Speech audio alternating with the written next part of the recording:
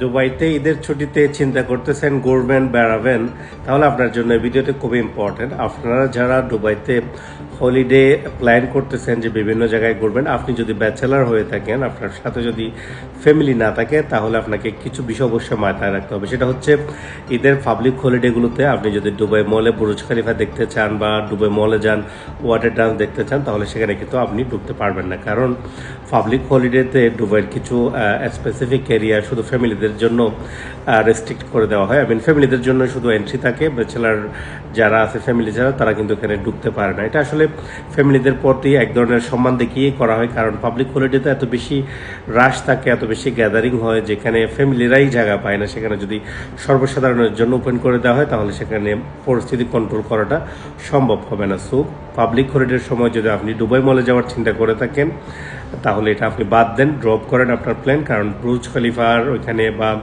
Dubai মলে public হলিডেগুলোতে আপনি bachelor হলে যেতে পারবেন না। এবং দুবাইয়ের বেশ কিছু বিচ, যেগুলো পপুলার বিচ আছে, বিশেষ করে মারিনাতে, যেটা মারিনা বিচ, যেগুলো ব্লু ওয়াটারের জন্য, ব্লু ওয়াটার আইসল্যান্ড বিচ, এই সমস্ত বিচগুলোতে কিন্তু সাধারণ ব্যাচেলারদেরকে তারা পারমিট করবে না। হ্যাঁ, মহিলা হলে যেতে পারবে, আর ফ্যামিলি হলে শুধু তাদের জন্যই এই পার্কগুলো খোলা থাকবে বা বিচগুলো তাদের জন্য এন্ট্রি পারমিট থাকবে। সো আপনারা যেখানেই যাবেন আগে একটু জেনে নিন যেখানে আপনি যাবেন এত সময় এখানে অ্যাক্সেস করতে পারবেন কিনা, ঠিক আছে? বিশেষ করে দুবাই মল এবং আপনার বুর্জ খলিফা, তারপর দুবাই মল ওয়াটার ফাউন্টেন, দেন এরপরে মারিনা, দুবাই মারিনা, এবং যে আপনার ফ্লাম জুমারের যে বিচগুলো আছে ওগুলো, হ্যাঁ। সো এই বিচগুলোতে হয়তো অ্যাক্সেস পাবেন না, এটা আপনারা মাথায় রাখবেন, এটা মাথায় রেখেই যাবেন। কিছু জায়গা আছে যেখানে আপনারা অ্যাক্সেস করতে পারবেন, হয়তো মামজার বিচে হয়তো যেতে পারবেন, ওখানে হয়তো সবার জন্য মুক্ত থাকবে। বাট বাকি যে বিআইএফ দুবাইয়ের যে সমস্ত অভিজাত